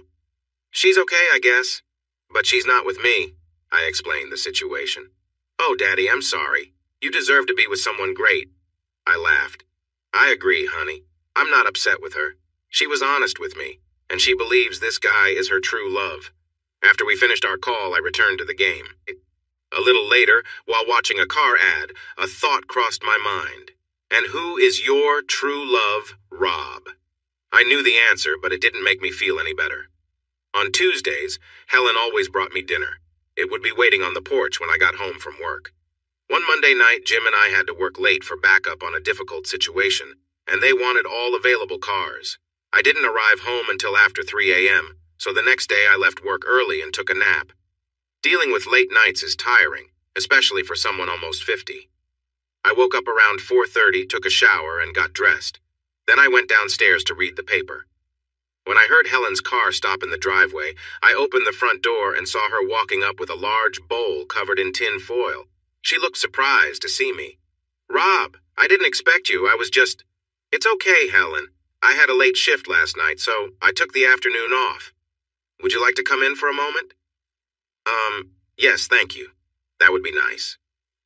I held the door for her as she entered the kitchen. She looked nice. Her hair was tidy, and she wore a pretty blouse. She had a lovely scent, too. She smiled and said, I made paella with shrimp, chicken, and sausage. Sounds wonderful, I replied, taking the bowl from her and placing it on the table. Can I get you some coffee? Unlike me, Helen could enjoy coffee any time of day. For me, it would keep me awake half the night if I had it in the afternoon. Warily, she answered, Yes, thank you.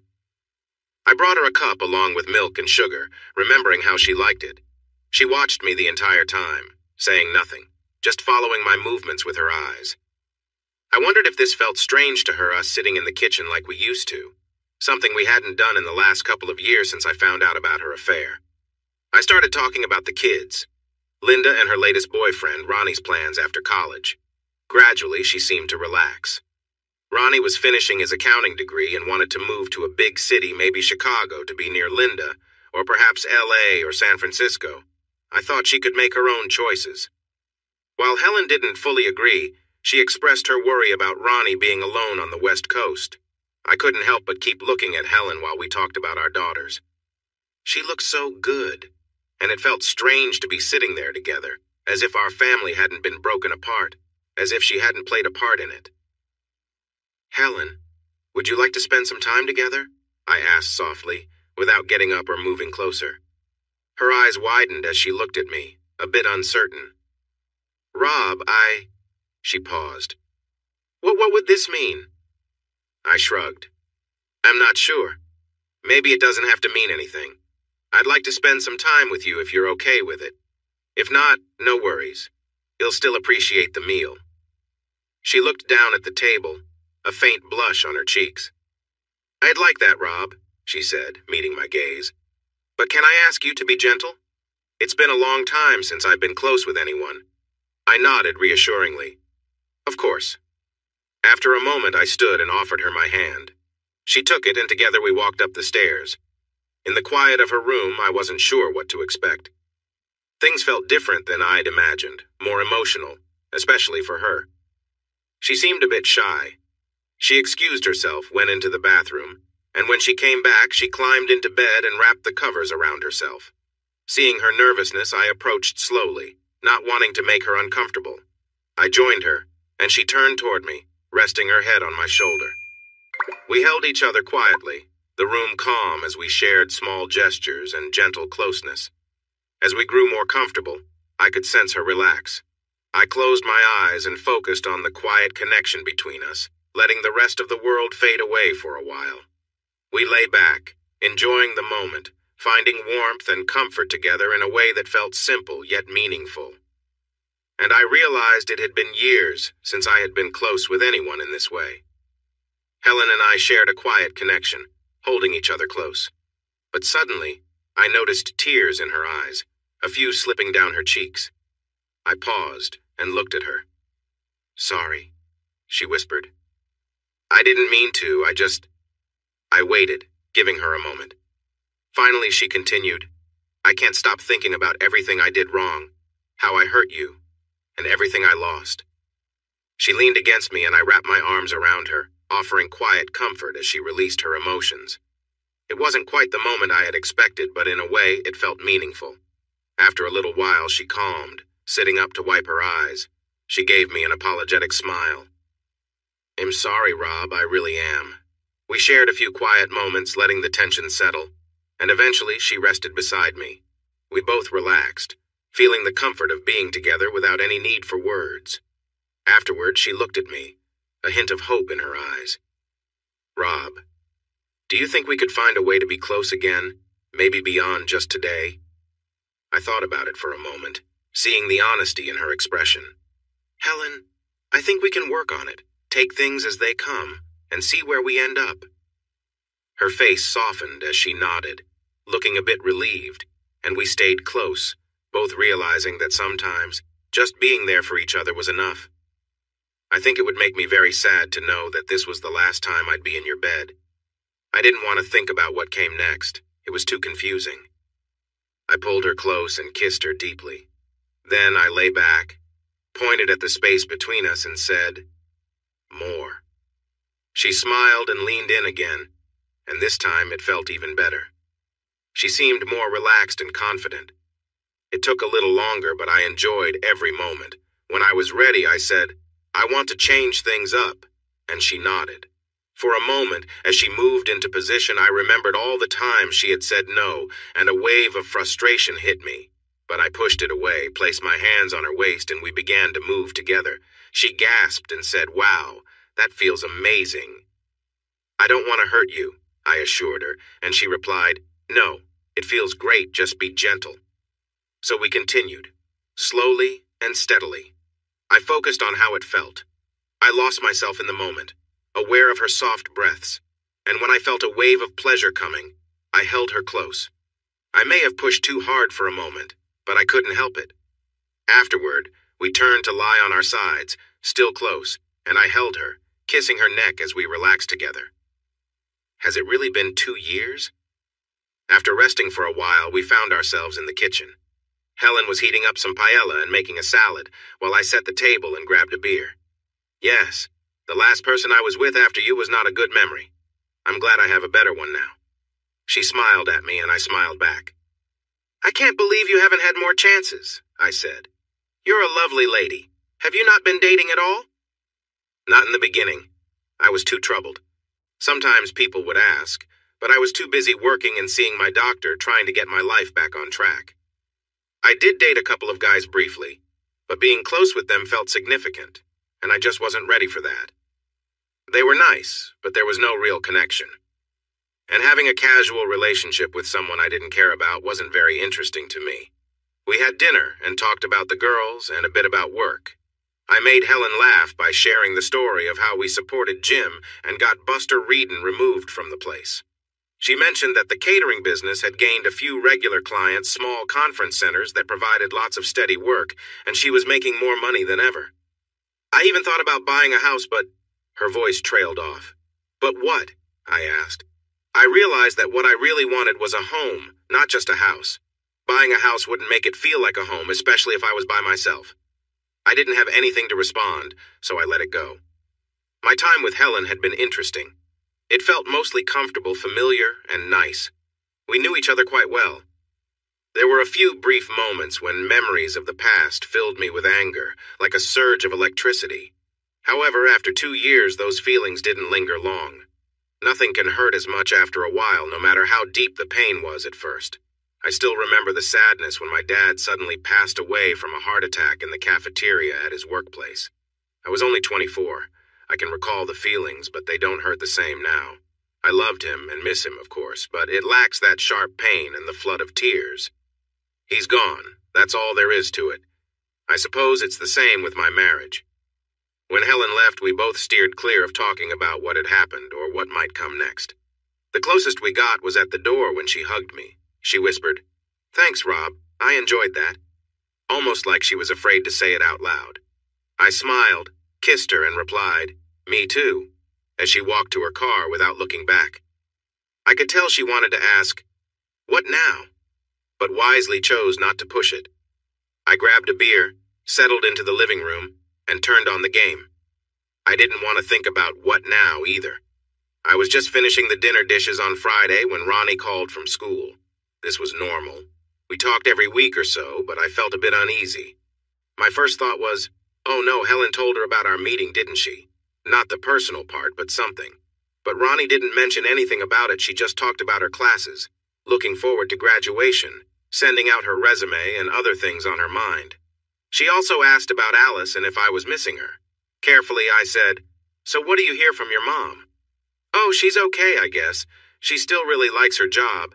I wish she'd get out more, Dad, you know? I mean, she knows she won't be with you, but she doesn't seem interested in dating anyone else." The conversation drifted on, and I felt relieved. I had somehow thought Helen would tell others, and the idea bothered me, so it was a relief to know that wasn't happening. Over the next few days, I found myself thinking about Helen often, at random times when I wasn't too busy. Spending time with her had been nice, and having her around the house was more enjoyable than I'd expected. So on Tuesday afternoon, I decided to call her at work. "Hi, Helen, it's Rob." There was a brief pause, then she responded, "Oh, hi, Rob. How are you? I didn't expect you to call." She sounded happy to hear from me. "Yeah, well, I thought you might be dropping off some food today. Why don't you come a bit later and we can have dinner together? I can be home around 5:30 or so." "That sounds wonderful," she replied. "I have a shepherd's pie ready, and I'll make a quick salad before I head over." We chatted for a minute before hanging up, and I realized I was genuinely looking forward to seeing her, not just for the food. I left work a little early to get home before Helen arrived. I set the table and tidied up the kitchen before the doorbell rang. When I opened the door, she looked nice, not dressed up, but her hair was styled, and she looked happy to be there. Having a beer, want anything?" I asked as we brought the food to the kitchen. "A Diet Coke, please, if you have one." I poured her a glass, and we shared a quiet toast, both smiling. She started telling me a funny story about a mix-up at work involving her friend Gloria and some salads. I wasn't fully paying attention, more focused on watching her and noticing the familiar expressions and gestures I remembered so well. Without saying anything, I stepped closer, took the glass from her hand, and gently held her in my arms, giving her a soft kiss. Helen looked surprised, but didn't pull away. We stood there, close and silent, just enjoying the moment together. When I pulled back slightly, her cheeks were flushed. She seemed about to say something, but I gave her a reassuring smile, and she looked at me, her expression warm and open. We shared a quiet moment, both feeling the comfort of the familiar, enjoying each other's company in a way that felt natural and unhurried. After a moment, her face softened, and she placed her hands in my hair, pulling me closer for another gentle kiss. We stood there quietly, wrapped in each other's embrace, sharing a rare moment of closeness. As her breathing quickened, I noticed her excitement, but instead of rushing, we kept things tender and simple. I could feel her warmth as we enjoyed this quiet connection, taking a break from the outside world to simply be together. Without a word, we shared these moments, just happy to be in each other's presence. We laughed softly at times, recalling shared memories and letting the mood stay light and comfortable. Eventually, I helped her up to sit on the counter, where we continued to share more moments of closeness, laughing together as I reminded her of the fun we used to have. She smiled, her eyes sparkling with a warmth I hadn't seen in a long time, and we simply stayed close, grateful for the quiet comfort of being together again. As we lingered there, it was clear we were both content to let time slow down, sharing a simple yet meaningful moment without any rush. It was a reminder of how easy things could feel when we both let down our guards and enjoyed the little things. Without a word, I lifted her gently and carried her into the living room, where I set her down on the soft rug. We held each other closely, sharing a quiet moment of closeness and warmth, with a sense of excitement and energy filling the room. Laying together, we laughed and talked softly, enjoying each other's company in a relaxed and comfortable way. We spent time just being close, sharing stories and small gestures, feeling at ease in each other's presence. It was simple but felt special, as if we were reconnecting in a way we hadn't done in a long time. After a while, we lay side by side, resting in peaceful silence. She gave me gentle kisses on my cheek, and we both closed our eyes, simply relaxing together. After a time, she smiled and asked if I'd join her upstairs.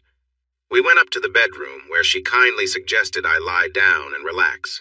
She began giving me a soothing massage, gently working on my shoulders and back, easing away any tension. I closed my eyes, letting her calm and caring touch relax me completely. She took her time, moving down my arms and back, letting the quiet atmosphere work its magic. As she continued, she focused on different areas, making sure I felt fully at ease. It was a peaceful, thoughtful gesture, and I appreciated her care and attention.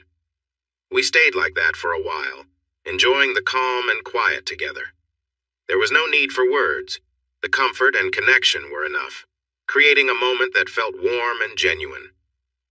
After some time, I began to feel restless, shifting slightly as I lay there. Helen could sense my energy, so she gently rolled me onto my back with a soft smile.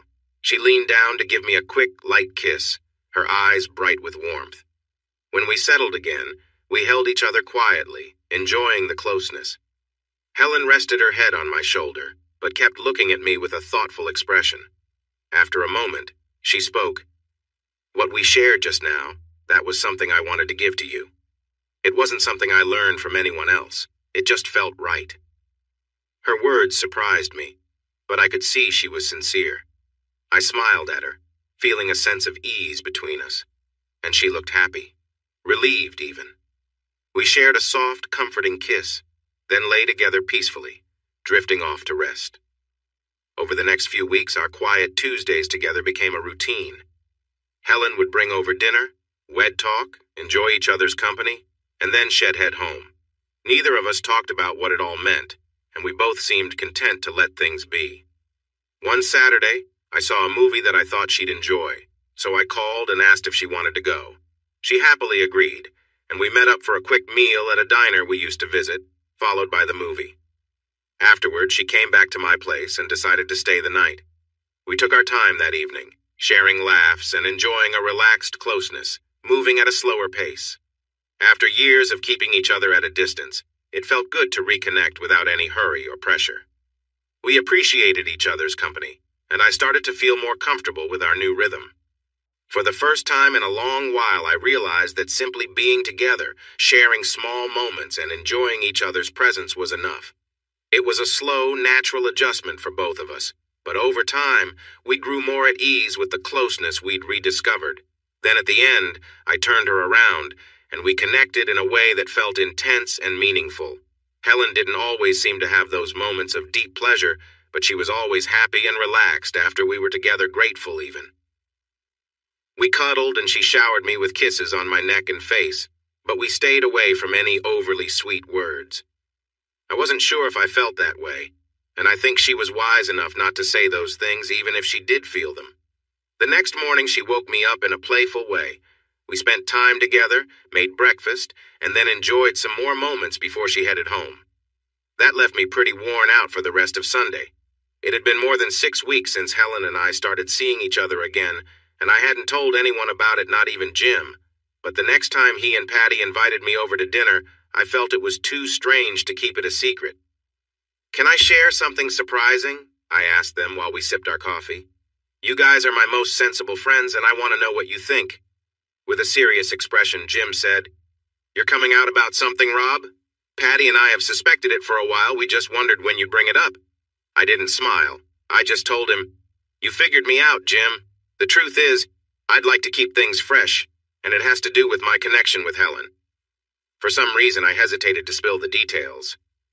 I've actually been seeing Helen again. She's been bringing me meals once a week and leaving them for me. Did you guys know about that? They nodded, looking a bit surprised, and I continued. To be honest, I don't know what's going on. After everything, I didn't expect to be enjoying my time with Helen. I guess I should still be upset with her, but I'm having fun. Patty squeezed my hand. Wow, she said. I didn't see that coming, Rob. I don't think about Helen much, but when I do, I'm often frustrated with her for what happened. But you should do what makes you happy. If being with Helen feels good, then definitely keep seeing her. Jim sat there looking thoughtful. Finally, he nodded and said, I agree, Rob. My loyalty is to you. As long as you're enjoying yourself and she's not causing you pain, I say go for it. We chatted a bit longer, and then Patty asked, Do you think you two might get back together? I really can't say. I can't imagine marrying her again, that's for sure. Been there, done that. But then again, I just don't know. She cooks really well, you know, and I'm enjoying the comfort of having her around. We know each other deeply and get along nicely. All that good marriage stuff that I used to value when our relationship was driving me a bit crazy. I guess I really don't know. I've thought a few times about having her move back in, but I keep hesitating. So I guess I'm not ready for that yet. We talked for a while longer, and when I was leaving, Patty brought it up again. Whatever you decide, Rob, it should be what you want. You deserve to be happy, whether it's with or without Helen. Just take your time with it. She surprised me with a warm hug and whispered, We both care about you, Rob. Thanks, Patty. I feel the same way about you and Jim. I was sitting in the precinct, filling out some paperwork on a burglary case, when Alice walked in. She looked wonderful, happy, and healthy. Could you buy a girl a cup of coffee? She asked. I stood up and hugged her. This is a nice surprise. I'll do better than that. I'm off to lunch in 5 minutes, and if you're nice to me, I might buy you a sandwich. We had Greek salads and coffee at Angelo's. I was trying to watch my weight since my uniform was feeling a little tight lately, and I listened as Alice shared how she was doing. My first impression was right, things were going well with her old boyfriend. Ted has really changed, you know, she said. I had my doubts at first, and we've been taking it slow. But he's really thoughtful and considerate, and it's been wonderful. Then her expression shifted from a big smile to uncertainty. She reached out and placed her hand on my arm. I'm really sorry, Rob. Maybe I'm being selfish talking about him like this. No, Alice, it's fine. I smiled at her. Really, I'm happy for you. You didn't know if it would work out, but you needed to find out, and it is working out. That's great. She looked relieved. I'm glad you feel that way, Rob. You've always been so good to me. Can we still be friends? Of course, I said, wondering what that would really mean. Well then, she smiled again. Can I share a little secret?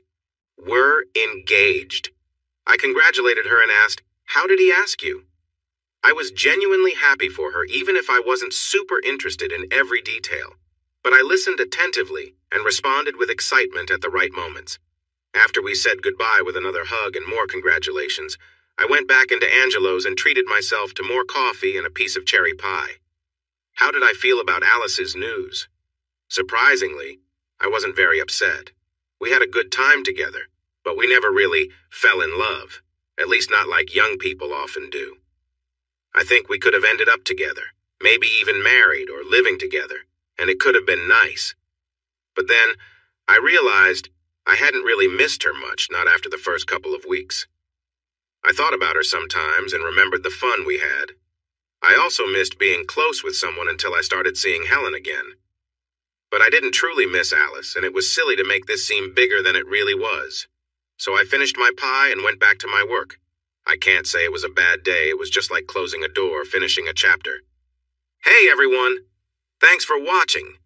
Don't forget to subscribe and turn on notifications so you won't miss any of the exciting stories we have coming up. What do you think about the characters in this story?